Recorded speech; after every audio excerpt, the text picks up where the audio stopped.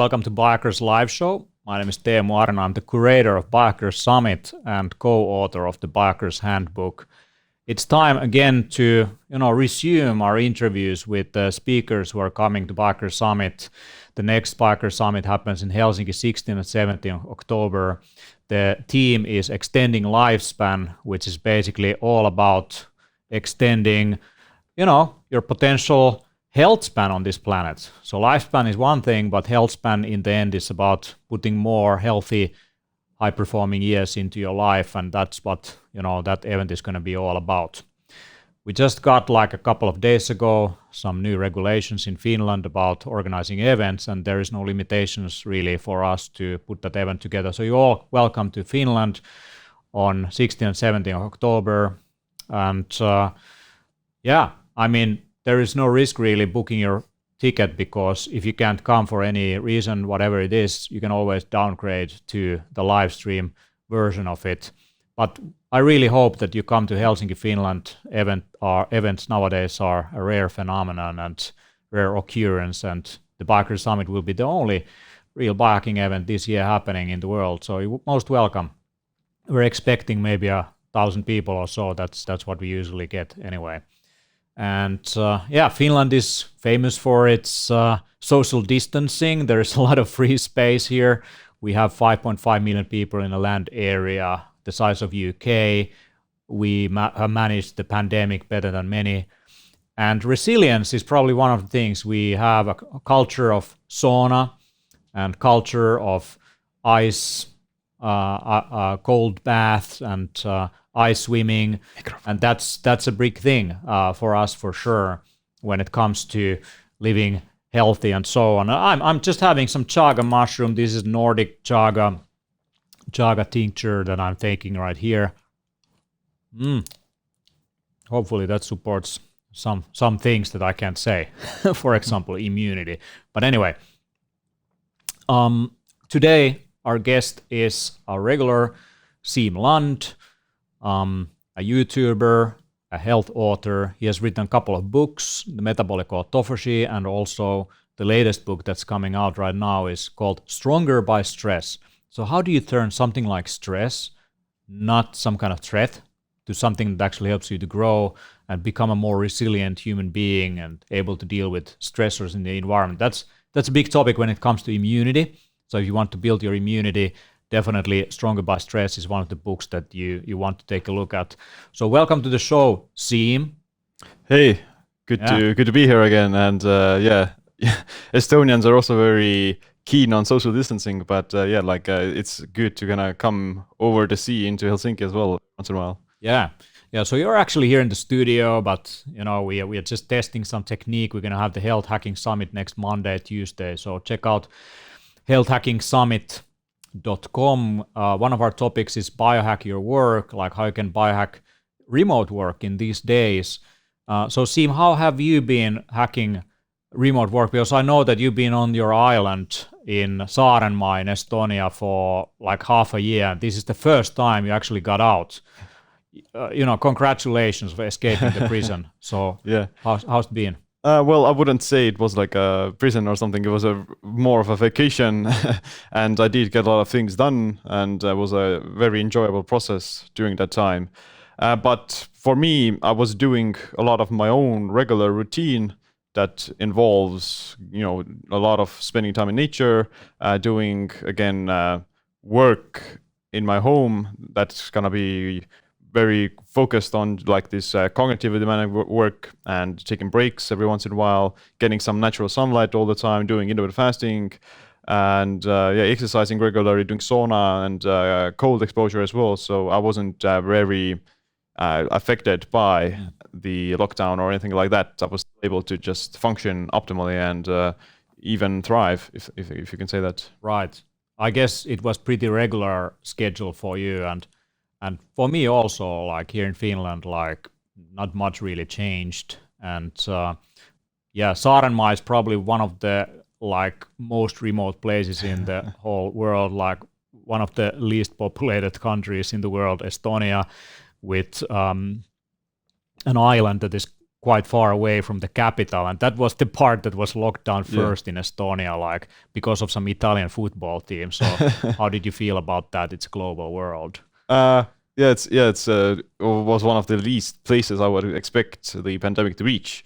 But at the same time, it was also a good reminder of these potential that you can't, or the potential of these kinds of crises and disasters. So you can't avoid them. They are gonna happen like every once in a while, and you can just be prepared. And you shouldn't be like distraught about these things. You should try to look at it. How can I leverage these events in a positive way that would further my growth and that wouldn't, wipe me out? So I would be prepared for them as well as find like the silver lining in everything. Your book title is Stronger by Stress, and when it comes to epidemics, I mean, the humanity has faced all kinds of epidemics every 100 years that kills like 10 to 14% of world population. And so far it has made our species stronger. Like we are just better at dealing with things just from a genetic perspective because we have been tested as a gene pool. Is that supported by the other research that you do? Like if you just think of your individual life, like are hard things, challenges, viruses, bacteria, in the end, friends that can help us grow better and stronger? Yeah, definitely to a certain extent. So living in a bubble and living in a completely stress-free world would leave you very vulnerable to like these random events and random chaos that's gonna happen. So like the wise approach would be to proactively engage in things that keep your immune system strong and also keep your body physically strong as well as mentally. So doing difficult things kind of conditions the mind to handle them, and being able to endure like different kinds of physical stresses like exercise and heat and cold and some fasting. They can also all be improving your body's resiliency against future stressors. And it's like a very proactive way of going about it. Can you describe the term anti-fragile? Because that's probably what we want to build as individuals and as countries and as societies, to become just a little bit more anti-fragile to whatever is happening. Yeah, definitely. Anti-fragile is a really cool term, and it was coined by Nassim Nicholas Taleb, who wrote the book Anti-Fragile, amongst others. And essentially, anti-fragile describes things that are the opposite of fragile. Like fragile things break into pieces, like a piece of glass, and an anti-fragile thing is something that would get better when it encounters some sort of a stress or a shock, and it doesn't break down. It actually improves, gets better, gets stronger, and grows. And it's not like it's not completely the same thing as something that is resilient or robust. Like a piece of metal is resilient. It's not gonna break if you hit it, but it's not gonna benefit from it either. It's gonna stay the same. Whereas if you hit, like for example, hit the human body with like heavy weights, or maybe like punching a bag or punching a hole in the wall, then your body actually gets stronger. It adapts to it and like builds calluses, builds muscles, builds strength. So the human body itself is an anti-fragile thing. We always are in an environment that has conditioned us to be more resilient, like the temperatures, the humidity, food scarcity, and everything else. So we grew up in an anti-fragile environment, or we grew up to be anti-fragile. It's just if we live in a modern environment that is conditioning us to be fragile, then we lose this sort of ability to adapt. Right. So basically, it is natural for humans to be challenged in different ways. Now, there is a chat that you can join in at our YouTube channel. So go to Biker Summit YouTube channel. There's probably a link if you're following this on Facebook or wherever. Like go to Biker Summit YouTube channel and you can find the stream over there. And there's a chat and you can comment live. And there's a good few comments already here. And, we're going to bring the questions into this broadcast. So it's not just me talking, it's you also. So Sarah Rosen is saying, love the tie. Yeah, I can program the tie with any color, and it's connected to the mothership. And yeah, I have these glasses also that are producing some blue light. People in the biking community, they don't like blue light because it's kind of toxic. But in the end, actually, it increases alertness. And when I, hosting this kind of thing, it's actually good to be a bit alert. I use this in the morning hours to wake up. Now, Donit is asking, what are the best strategies to lower chronic stress? Now, Siimland, go ahead. Like, what's your way of dealing with chronic stress? Yeah, that's a really important question and a tough one as well, because first of all, you have to kind of identify what is causing you chronic stress. So chronic stress itself can be pretty harmful if it's, becomes chronic and if you experience the stress all the time. And for that, it's a very wise way to prevent the chronic. You should prevent the everyday stress from becoming chronic. So, for example, if you're doing some sort of work, cognitive work or physical work even, or exercise, then you shouldn't really go that deep into the burnout zone that it becomes very hard to get out of it. So if you're only maybe getting in and out of the zone of exertion, you're pushing yourself, but you're not really burning out, then that's the perfect place to be to avoid getting burnout in the first place. Because if you're already burned out, then it's much harder to get out of it. But if you are in this zone of overexertion, overstimulation, then for that, I think it's necessary to just take a break, so to say, to kind of distance yourself from the stress, whatever it may be, for a short period of while, to allow your body to recover. And that may include just maybe going for taking a weekend off at a cabin in the forest or something, going for hiking, just not working for a little bit, allowing your body to recover and not be constantly stimulated. And that will also include reducing all kinds of stimulation, whether that be from caffeine, too many calories, maybe sugar, and social media, everything else that is putting an extra burden on your system. You just have to kind of remove the stressor so that your body could have some time to recover. Yeah, I think there's a pandemic of just, stressful information that is bombarded on us through media. Like every day you open up media for the last 6 months about coronavirus, this, coronavirus, that, going to kill everyone on this planet. And it's probably causing more illness than it's preventing. In some cases, perhaps in the future, like making us a little bit more stressed on a daily basis. So definitely social media diet is something that a lot of people should exercise and maybe go to nature instead. Now, if that's possible, wherever you are. Now, in terms of reducing your risk of getting into a vicious cycle of destroying yourself, basically into downward slope of slippery slope of stress, where you're overstimulated, where you're stressed out, where you're burnt out, and it's really hard to climb out. I mean, if you look at science in terms of gut health, if you damage the gut lining, then all kinds of crap goes into your bloodstream that damages the system further, and it makes you less capable of getting out of it. It can then damage your blood-brain barrier that reduces your ability to recover, and it's a vicious cycle. The same goes for, let's say, people who have ADHD. Their emotional control, so their stress management control, basically is short already. And when they get stressed, they damage that part of the brain, and the next time around they have less, once again, control over what's happening in their reactions. So it's a vicious cycle. How do you break a vicious cycle, whatever it is, overconsumption of calories or just being addicted to stressful signals and responding to them in a certain way? Yeah, that's a really important point that you brought up, that the vicious cycle is self-perpetuating. If you get into the vicious cycle, then it gathers more force and it's harder to break that cycle.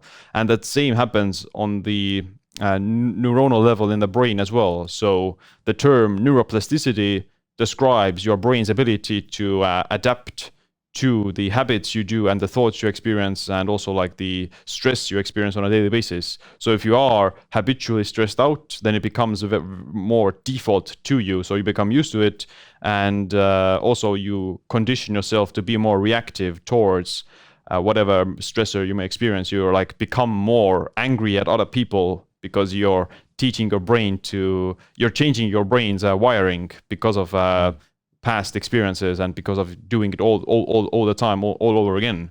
Yeah. And neuroplasticity works both ways. Like you can change it, you can also reverse that process because the brain is malleable. It can condition and can adapt all the time in real time. So the way you overcome this is to rechange your habits and to reteach yourself. And one of the key kind of aspects for neuroplasticity is BDNF, which is a brain-derived neurotrophic factor that is like the miracle growth factor for the brain that is needed for the growth of new brain cells and to trigger or to conduct neuroplasticity as well. So there's many things that promote BDNF production, like exercise does it, moderate exercise if you're stressed out. Then there's different like music therapy does it, acupuncture therapy, then just sleep and fasting does it as well to a certain extent. So I think a lot of the time you just need to not overly exert yourself and to not self-perpetuate the cycle even further. So you have to kind of break the cycle in a way to, again, distance yourself from the stressor maybe and try to go into more of like a recovery mode where you're focusing on just rest and rejuvenation. Right. So basically what people are doing in situations is they are reacting to something that happened to them a long time ago in a similar or over-exaggerated manner. And to change that is to change your attitude and response to the very immediate situation you are in, to break that cycle. It probably is quite hard. Now, if you take gut issues, for example, there's a term called IBS or IBD, like irritable bowel syndrome, and ulcerative colitis and so on. But if you think of IBS, it's a collection of all kinds of explained and unexplained gut issues. It could be nervous system based, it could be contraction based, it could be gut bacteria based. So the gut is just, it could be based on FODMAPs, that it's linked to certain types of bacteria that are fermenting food in a certain way that cause all kinds of weird symptoms. It could be inflammation. There's many things, and they just put it all under IBS. Now, the treatment for IBS is often all kinds of things that reduce the stress or burden on the digestive system. Now, there's a question actually from Joel Cohen. What are the beneficial tactics for curing IBS as a whole? Like, you've been looking into the digestive system, gut, and so on. Like, what's your recommendation for anyone who just has a stressful gut? Yeah, well, stress itself is probably one of the biggest things that also contributes to intestinal, permeability as well as irritable bowel syndrome. And if you're, let's say, if you're never going to fix stress, then you're always going to have like at least some form of a digestive problem. So again, proper stress management and avoiding chronic stress, avoiding burnout is like the kind of the foundation, I think, to preventing these problems from arising in the first place. But also, of course, like some people also have specific food intolerances, whether because of genetics or like the immune system acquirement over the course of their lifetime. So again, trying to figure out which is the particular stressor that is causing the issue, which kind of food is causing the issue, and whether or not you should consume it. So one of the biggest culprits tends to be gluten and grains. That is most responsible for most people for like leaky gut and gut problems. So, and there are different others as well, like FODMAPs, lectins, maybe nightshade, and different plant compounds mostly. So you have to kind of figure out which food is causing you the problems and then eliminating it for a short period of time as to allow the body to recover itself again and heal the gut lining and heal the gut. Because if you're constantly like pouring gasoline on the fire, then there's not going to be enough resources for the body to heal itself and recover. I guess the term they use is for kind of a collective term for these kind of things are anti-nutrients. So nutrients that are not really supporting your nutrition, but they're kind of damaging your body in different ways. And many people blame gluten, but it might be actually digestible.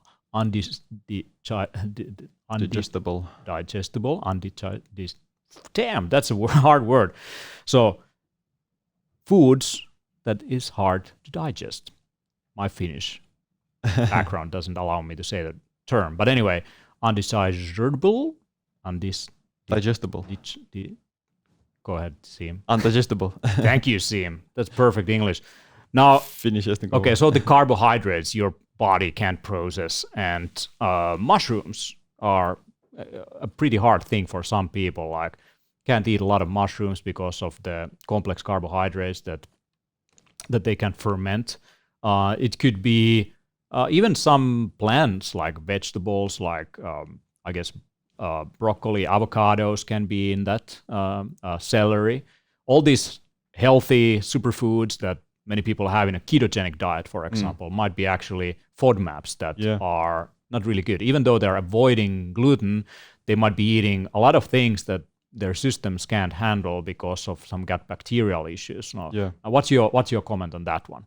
Yeah, definitely. Like just because it's keto or just because it's low carb doesn't mean that it cause any issues. And you can certainly overconsume any kind of food. Some foods can be great in moderation and harmful in excess. So people have to figure out what's their level of tolerance and how well they can handle it. And a lot of the times, specific like gut dysbiosis and microbiome issues can also be problematic for digesting specifically like plant foods. So getting exposed to, let's say, the dirt, going to nature, getting some of the microbes, bacteria from there, it also is going to strengthen your immune system and contributes to your like microbiome in a positive way. So even if you aren't able to, let's say, eat specific plants, then it shouldn't mean that you don't go to nature. You should still get your hands dirty every once in a while and go out to nature as to allow your body to build up some of its microbiome and immune system from that. So modern man has become unresilient, basically completely fragile when it comes to dealing with these kind of issues. So they might be missing specific enzymes or bacteria that help them to deal with stressors from the environment. What comes to my mind is lectins that many people are saying are kind of detrimental to your health. But Aboriginals and indigenous people, they studied their gut microbiomes and they figured out that they have specific bacteria and enzymes that are actually quite fragile. So to disturbances of the gut microbiome, they might be able to deal with a lot of anti-nutrients, sources of food that modern man can't digest. They can just do fine. Now, why is it that we look at our ancestors as stronger than us? What happened to our species? Are we selectively breeding or domesticating humans to become completely unable to continue the race? Why is that?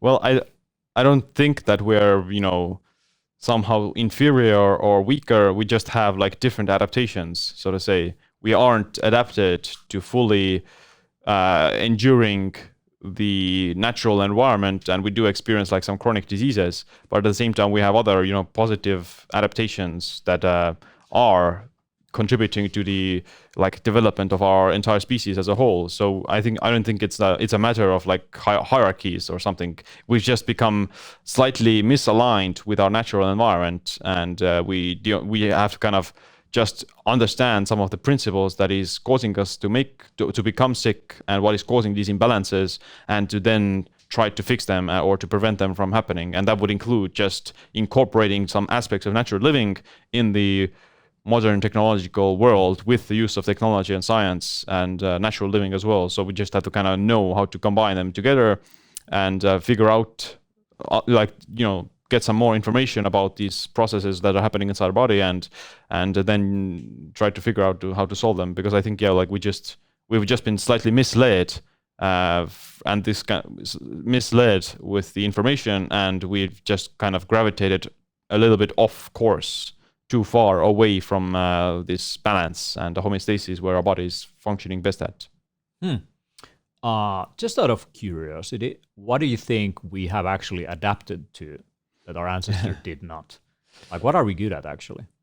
Well, I think we're good at, we are slightly good at filtering out some of distractions. Like people, like say in an urban city, they can just walk on the sidewalk and walk across the street and not be like really freaked out by cars running past us, or dozens of people walking past us, and these noises and artificial light and those things. So we've become slightly numb to that.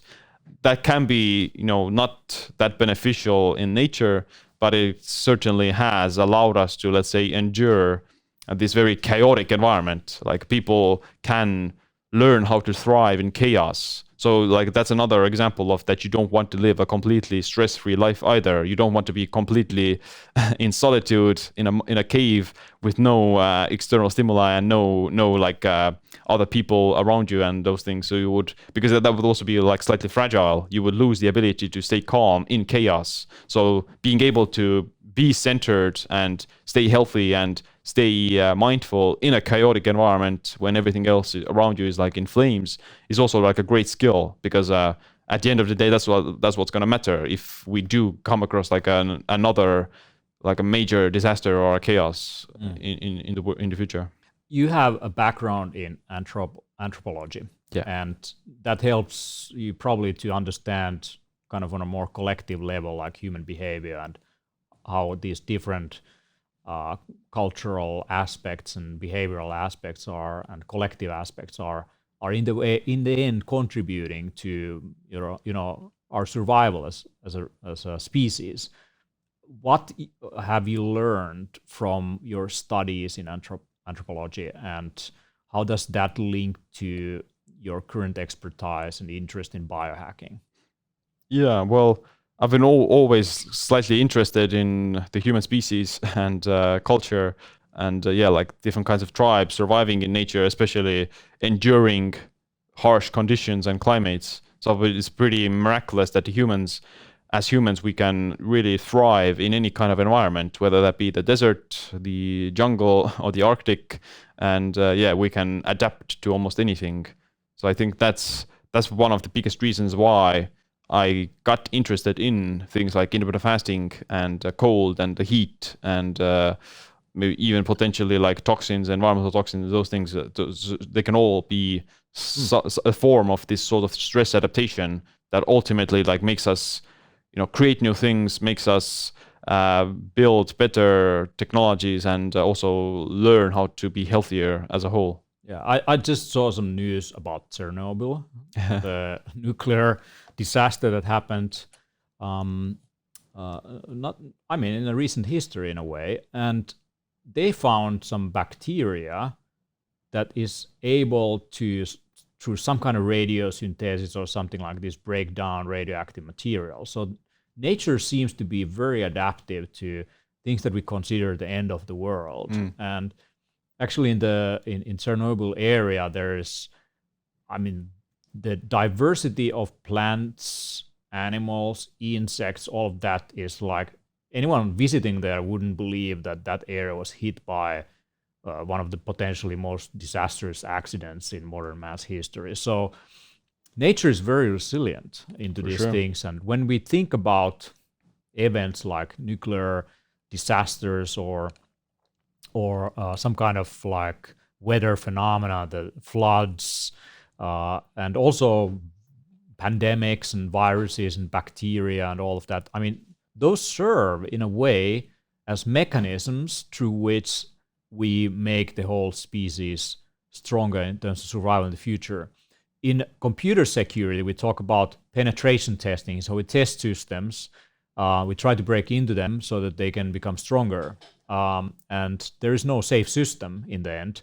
So every system needs to be tested. And the human system is probably the same. So there's all kinds of backdoors that we can definitely take advantage of. And as we take advantage of them, like viruses and bacteria are hiding, in our DNA even through centuries, we become symbiotic with them. We adapt to them. We figure out a way to turn a potential threat into a potential ally.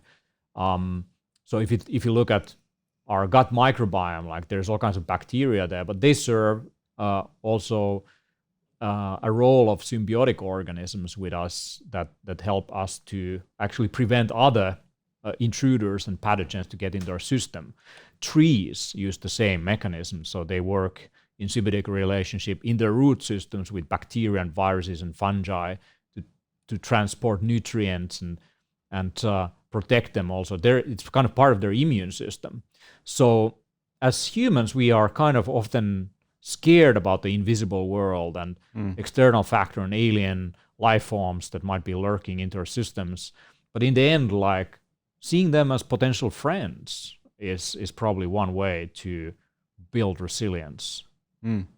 Yeah, probably. Like we shouldn't be afraid of the outside world, like and being like very anxious and fearful of anything that could happen, and being afraid to go out of your house.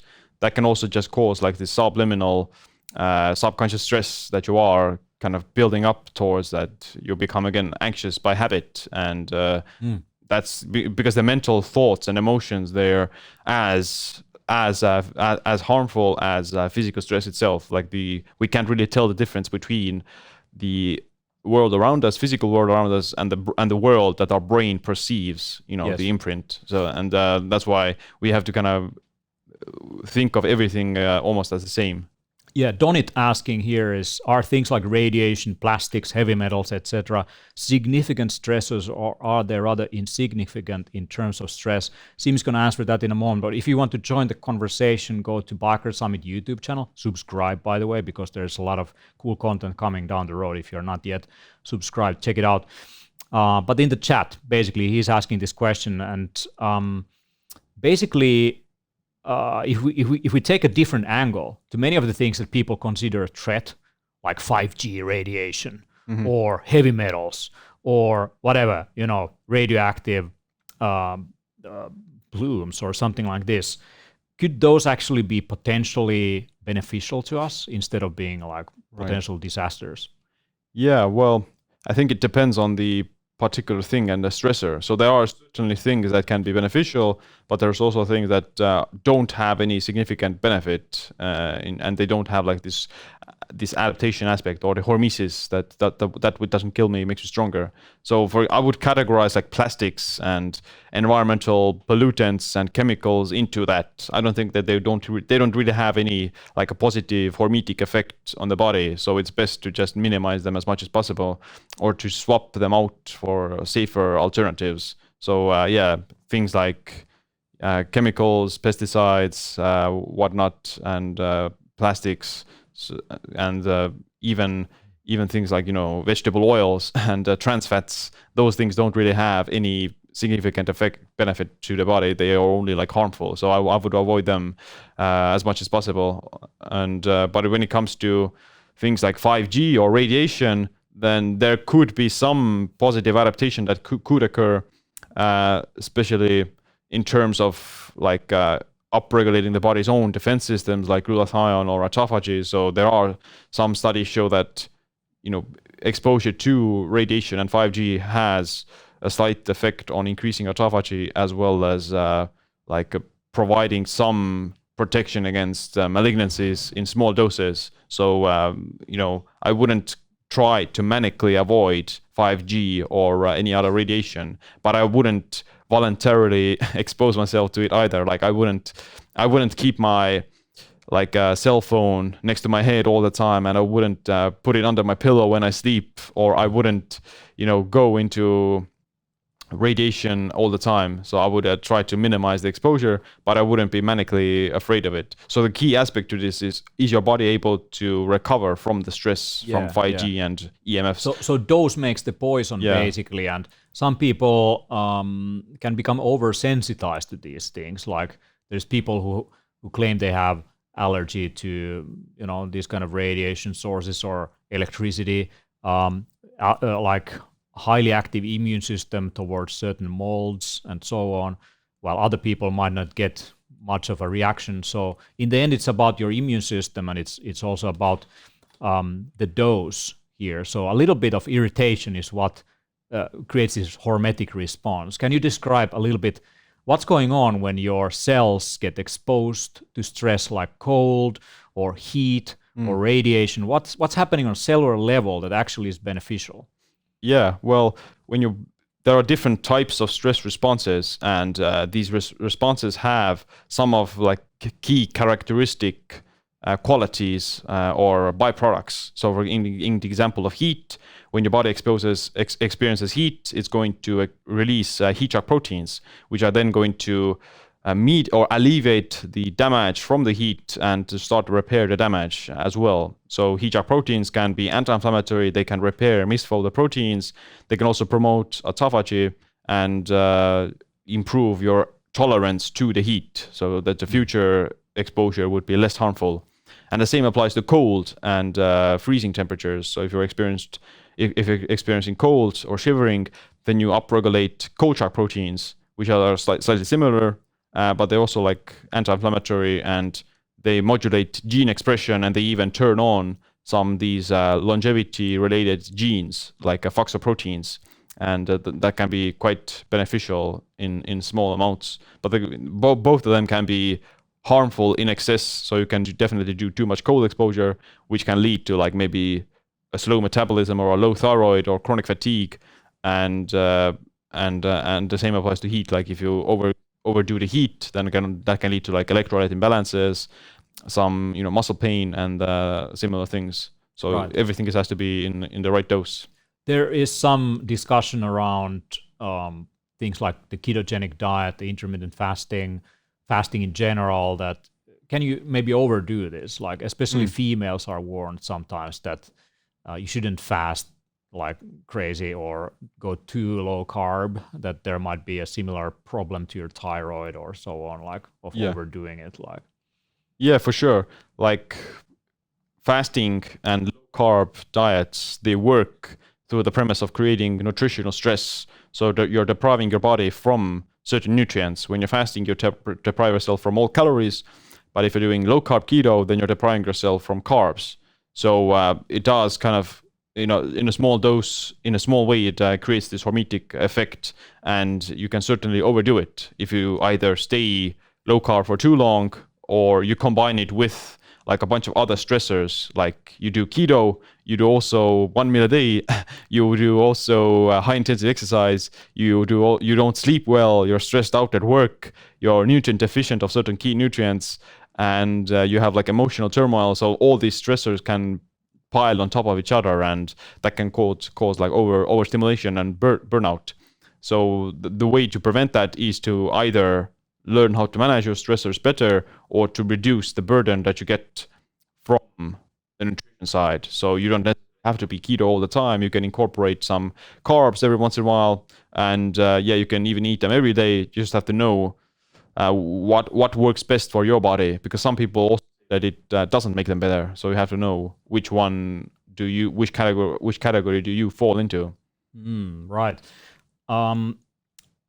Kuoppa here is keen for you to näytä pala. Siim näytä pala. That is Finnish, which means show your muscles. So Siim has been doing low carb and 1 meal per day. So if you can like maybe flex a little bit. Yeah, here we go. Yeah, that's a low carb guy right there. So Siim is going to be speaking at the Biohacker Summit 16-17 of October in Helsinki. You're most welcome. If you can't come in person, we have also an online live stream VIP package. You also get access to all the previous Biohacker Summit videos. There's 58 hours of high quality content. Also several talks about autophagy and intermittent fasting and the ketogenic diets and so on. Siim is also right there. So check it out. Hope to see you in Helsinki, Finland later this year. Now, let's take some questions here.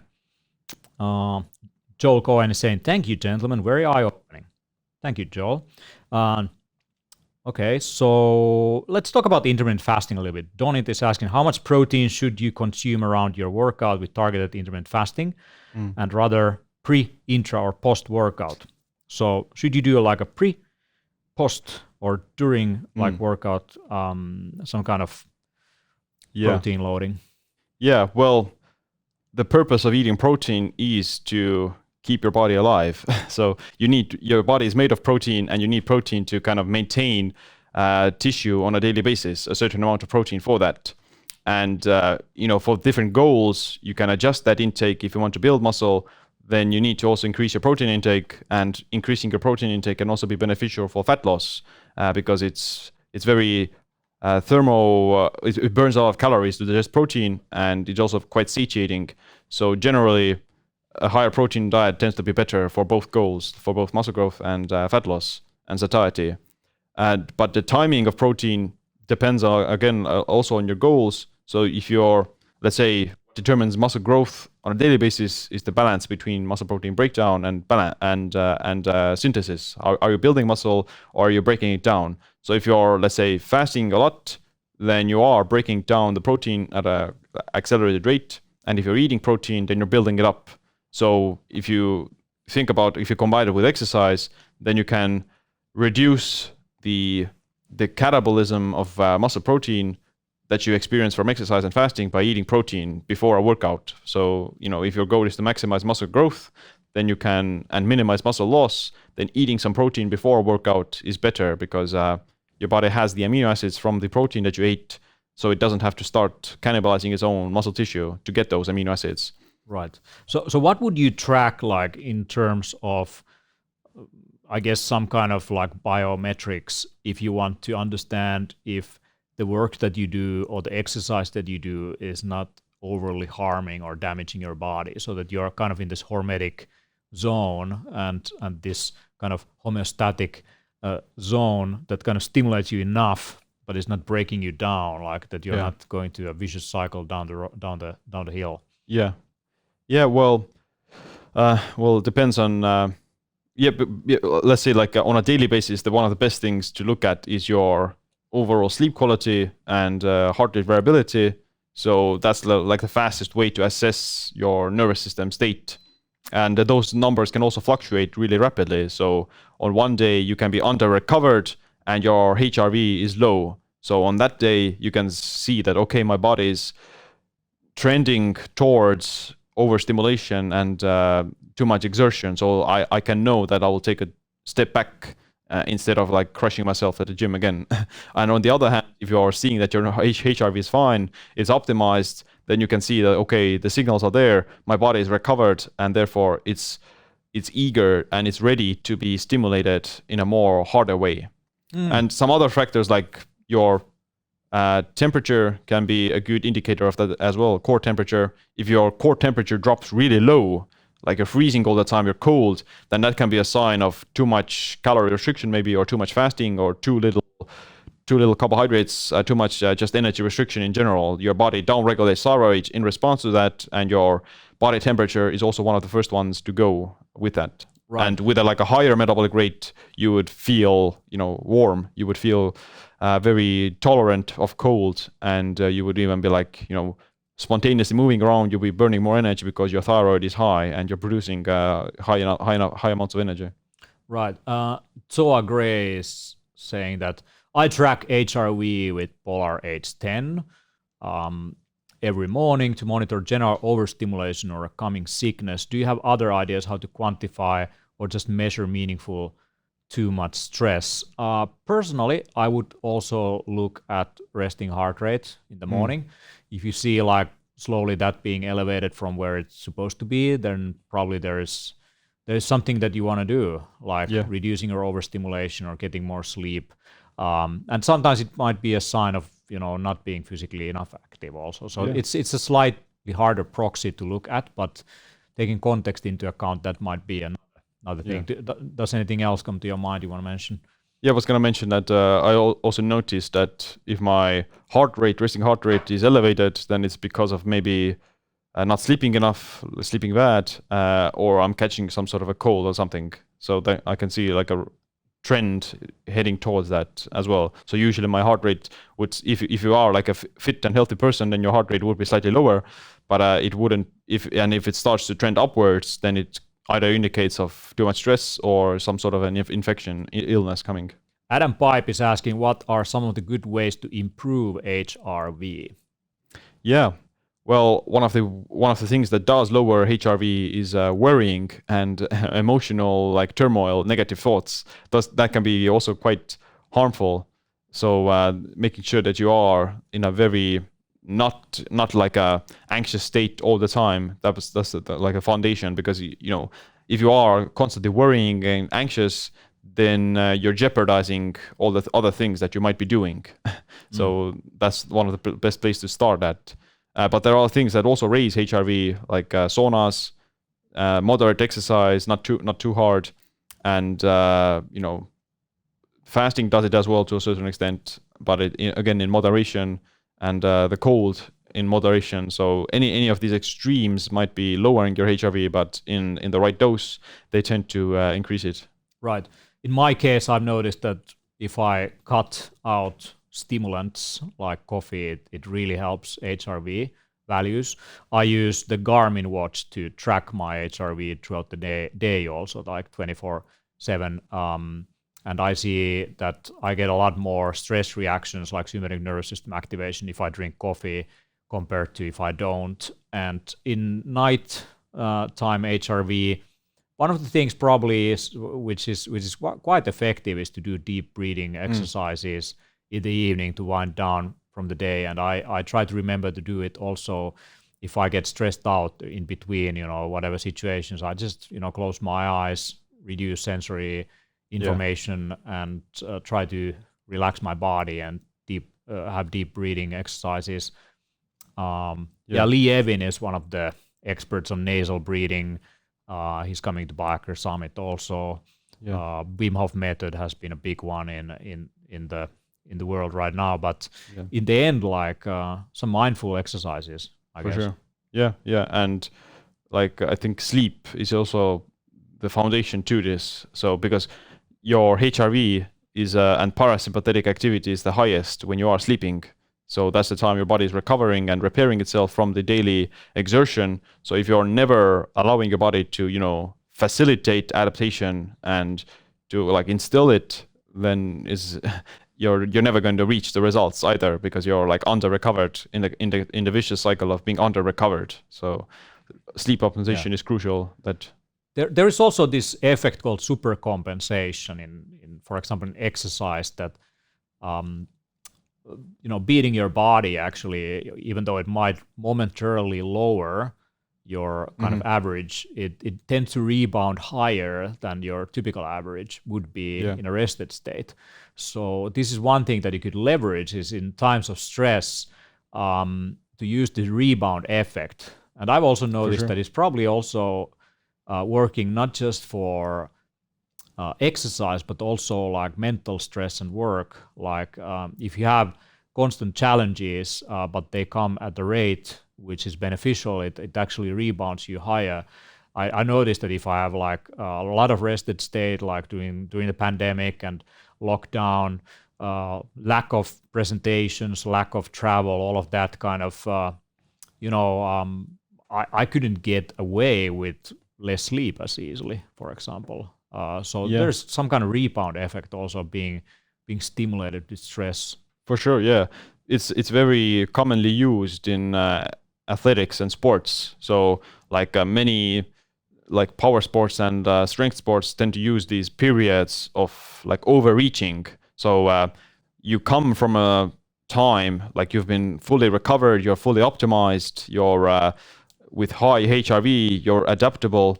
So, and you go into like a short period of overreaching where you are deliberately pushing yourself further beyond that you're capable of, and you're doing it consistently as to, stretched boundaries, and then to lead to this super compensation effect. And usually those periods last for like a few weeks, 2 weeks or something, and then they're followed again by some recovery period where you take things less strenuously again. So you should always, like, in a way, try to optimize your entire year or a monthly schedule along those same lines. So you take time for recovery, but you also schedule times where you're doing things more that require more effort and more exertion, that kind of drain you and deplete you, but then you also have to take the time to recover from those things. Right, yeah.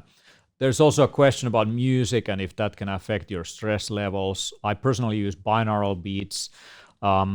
The physiological response, what you have is your brain tends to synchronize to these type of signals, and certain sound waves can definitely help to relax. At least it works. If it's placebo, it worked for me.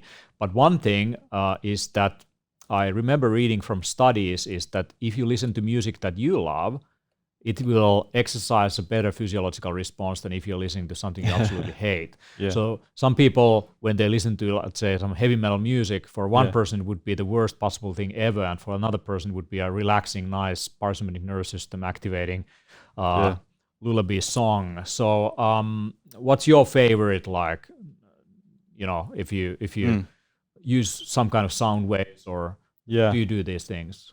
Yeah. Well, for example, if I'm trying to write or focus on something, then I do listen to some music. Depends on the kind of stage or a particular mood. Usually, I might listen to like some epic soundtracks, like orchestra or some movie soundtracks of epic music.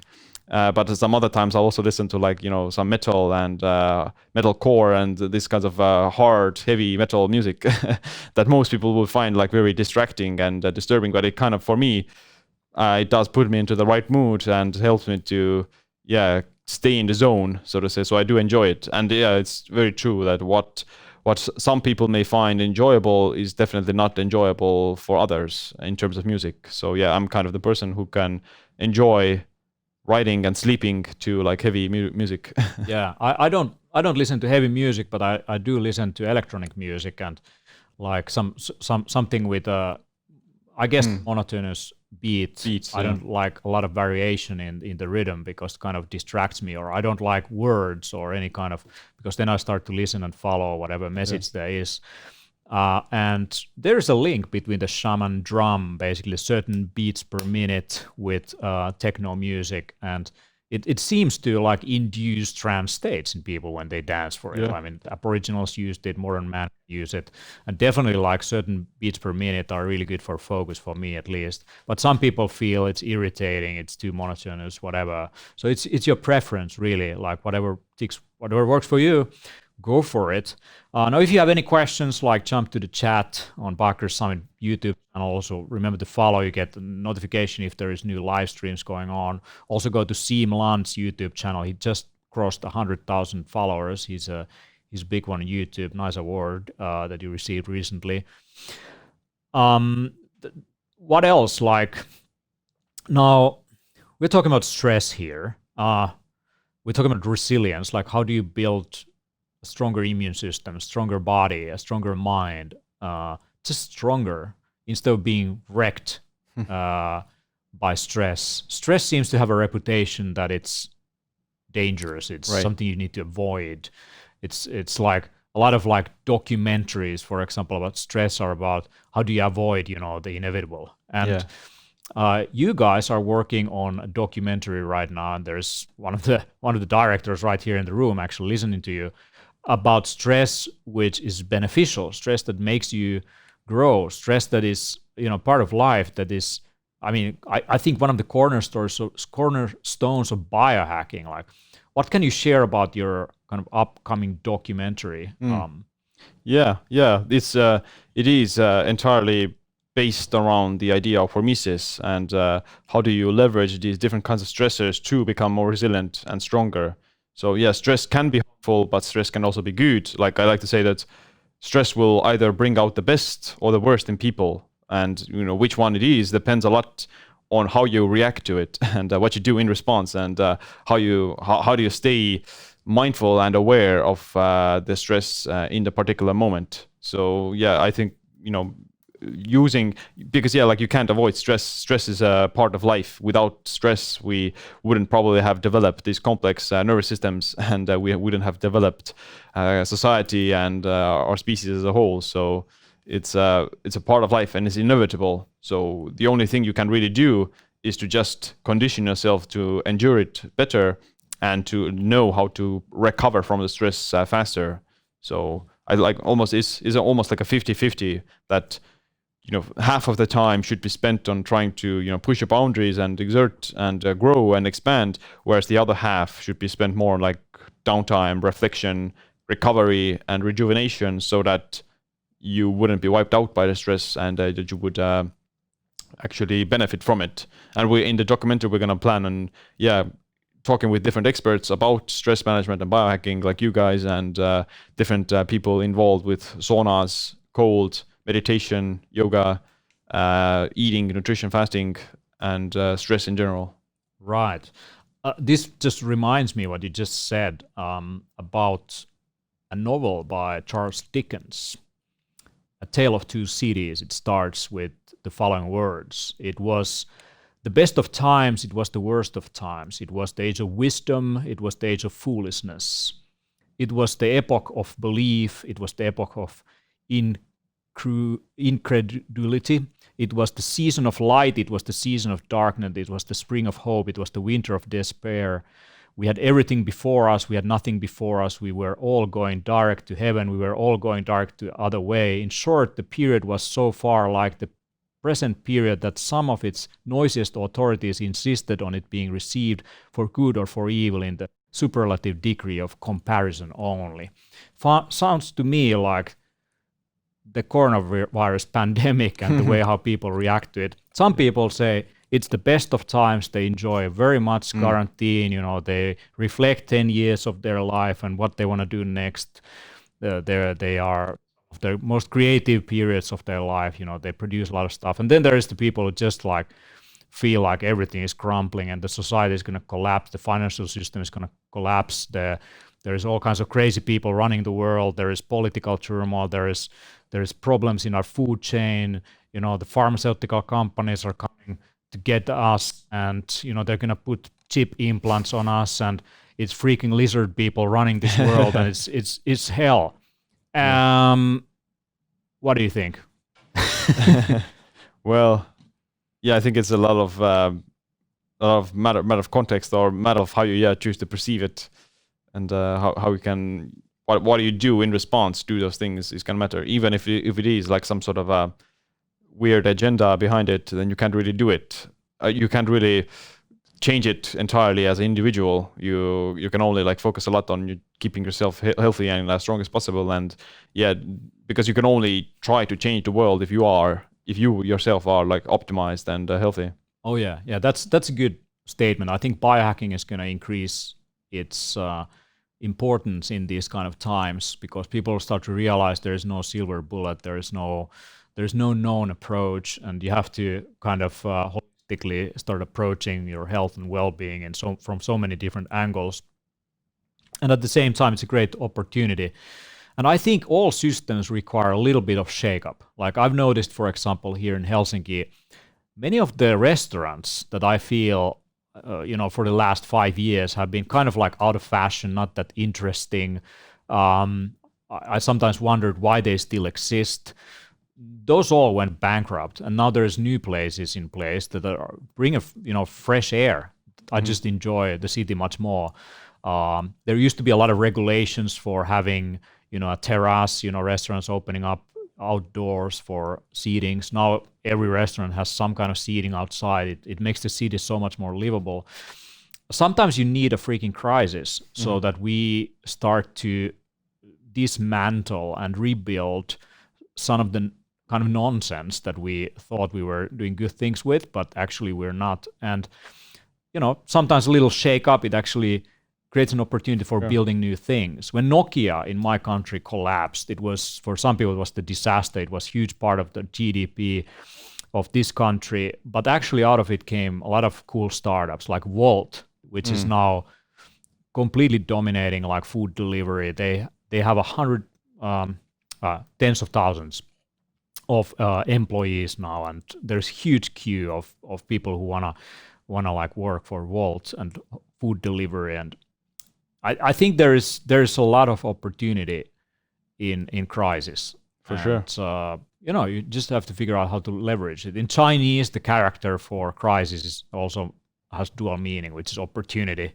I guess they are definitely leveraging it for their benefit, I would say. Donit is asking, are power naps a great idea? Have you taken any power naps on this trip? Yeah, I do enjoy taking naps, and I find them especially useful for adjusting your circadian rhythm or catching up on like a poor night's sleep. So they can be great for increasing alertness, stress, and just managing recovery, improving it. But the potential danger might be that if you take a nap, then you may not sleep well in the evening, and that can also just lead to another cycle of under recovery. So generally, I think you should use the naps if you feel like you need them, and if you don't, then you may have them every once in a while, but you shouldn't think that they're necessary or obligatory. So again, the particular individual would have to know whether or not they should benefit from it. What do you think about meditation? I was just talking about meditation to a practitioner, and he said that his sleep quota went down after doing a regular meditation practice. So yeah, like I think there are some studies that find that regular meditators need less sleep a little bit, maybe like 1 hour or something.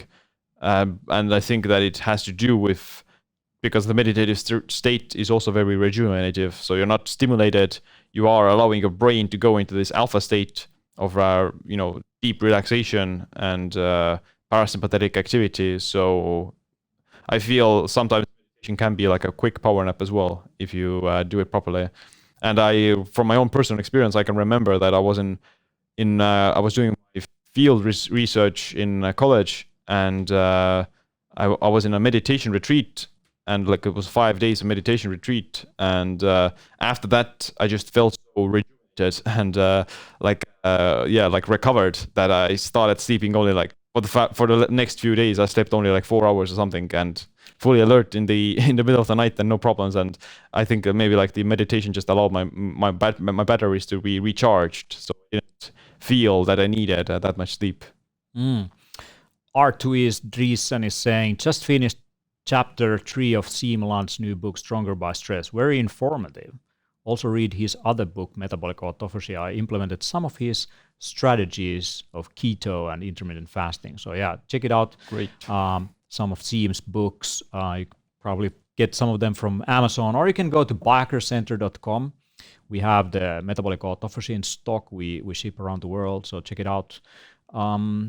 There's quite a lot of conversation also on your YouTube channel. I'm just going through some of the comments over there. There obviously a lot of discussion about keto and IF and so on. Let's see. One question I saw was like, how do you lower cortisol? Yeah. So how do you do that? Yeah. If you have high cortisol, and if you can also give a primer to cortisol, because it's kind of considered as a stress hormone. Is it really only that? Right. Yeah. Well, cortisol is like considered the main stress hormone, but it does regulate, the sympathetic nervous system and stress. But it can also have like some positive side effects, like increases your alertness. It increases fat burning, increases your just readiness to flee or fight danger. So it's a positive thing in many aspects. It's just a problem if it's constantly high or if it gets elevated in the wrong time. So you want cortisol to be elevated in the morning to kickstart your circadian rhythm and give yourself energy and mobilize like free fatty acids into the bloodstream to burn the energy. But you want it to be low when you're going to bed, because that's the time where your body is supposed to repair, not be stressed out and alert. So the timing of it is pretty important. So that's why in the morning you may not necessarily want to reduce cortisol. As long as it's within reason. So you should go outside, get exposed to the morning natural sunlight, because that can be a cue for increasing the morning cortisol and kickstarting the circadian rhythm as well. But in the morning, what I like to do sometimes is to drink some salted water, because it will lower some of the cortisol and it's not going to be overstimulated. And a lot of like electrolyte deficiencies, especially sodium restriction, can raise cortisol and create this mild insulin resistance. So constantly restricting sodium is not the best thing for your cortisol levels. So low sodium is for irritated people, basically. Yeah, well, it's only a problem if it's in combination with high amounts of carbs and insulin resistance and insulin in general.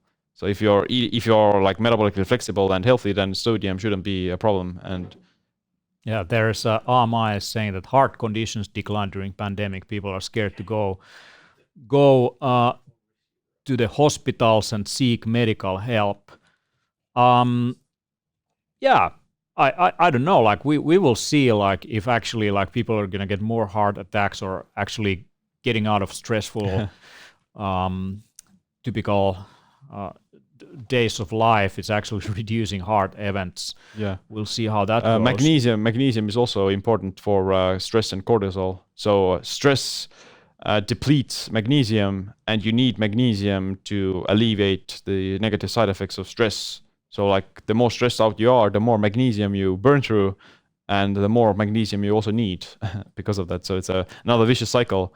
So most people are already deficient in magnesium as well. So that's one of the most important like supplements you should maybe consider taking because of how it's very depleted in the food source as well. What forms of magnesium would you use? What are the best sources of magnesium?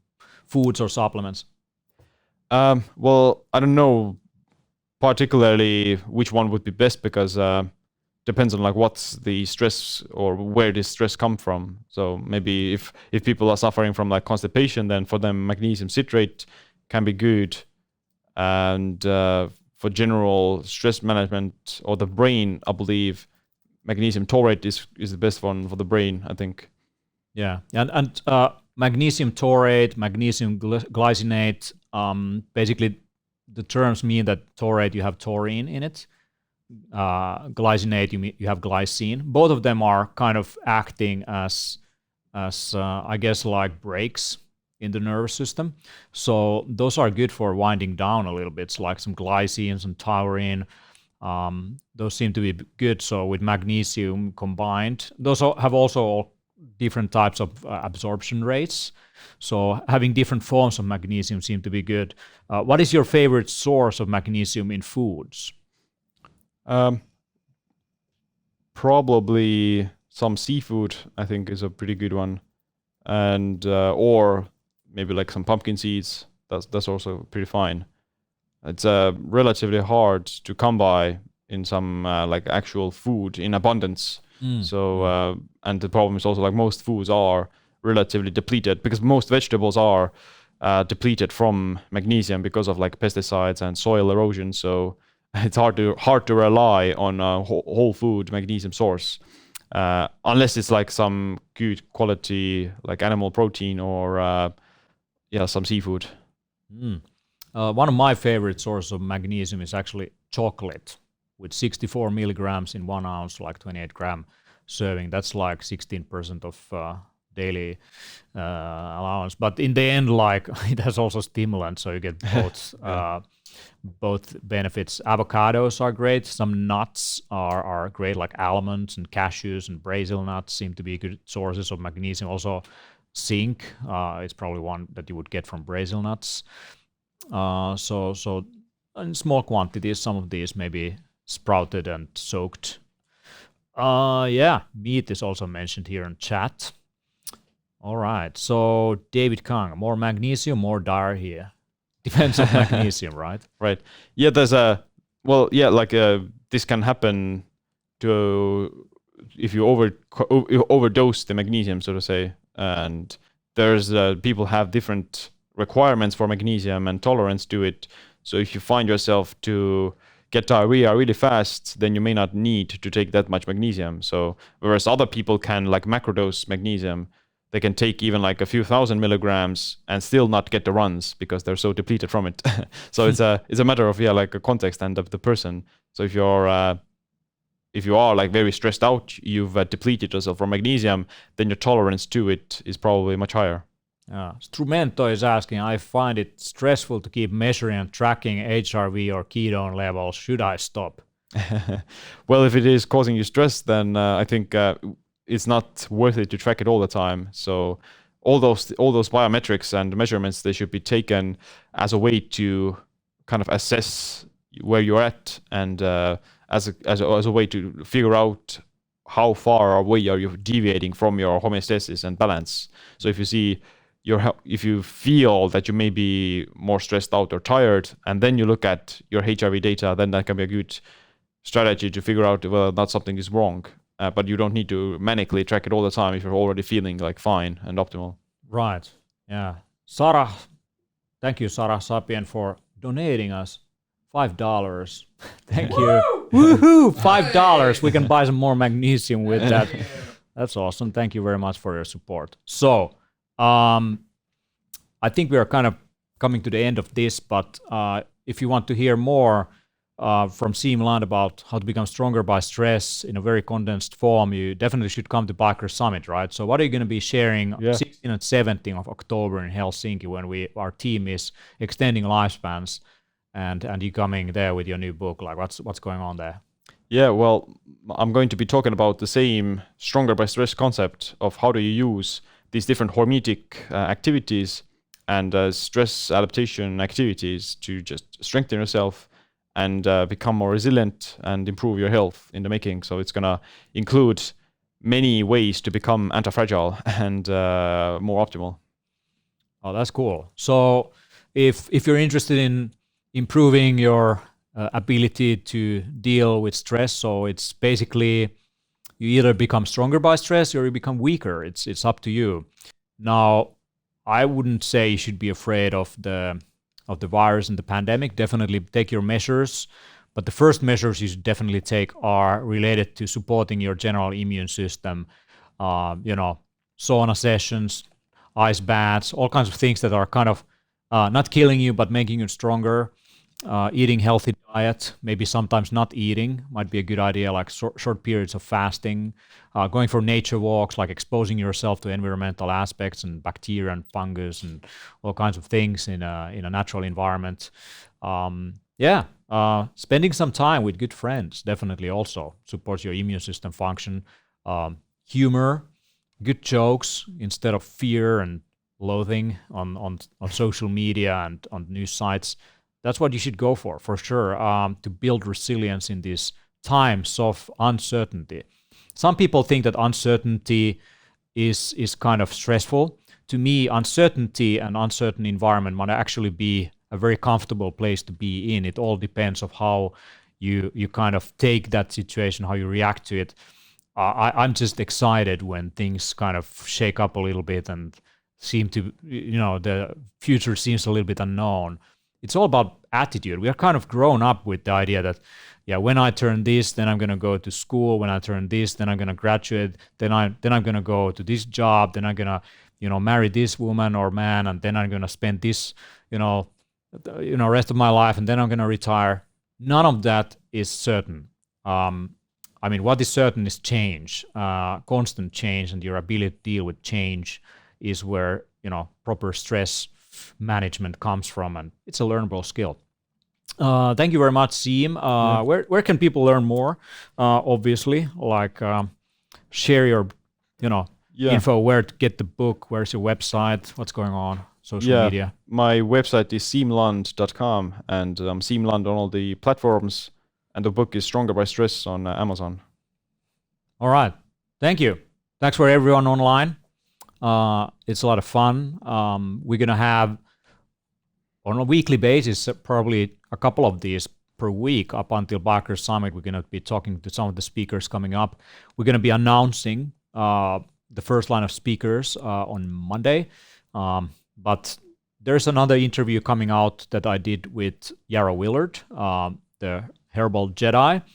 Molly Maloof is a doctor. Check her out also on social media. She is on our list of speakers, and there's also some of the superstars from the Nordics biohacking scene and Europe. You're most welcome. And remember that Finland is a distant country. There is a lot of social distancing naturally going on. We have the lowest occurrence per capita in terms of the coronavirus. We handled it very well, very little restrictions, but at the same time, very conscious people, like how to deal with these kind of things. And we definitely put our effort in the Biker Summit of working with these kind of potential fragile things that in the end building anti-fragility. So thank you very much, Siim. Let's get stronger by stress, and over and out. Thank you very much. Absolutely.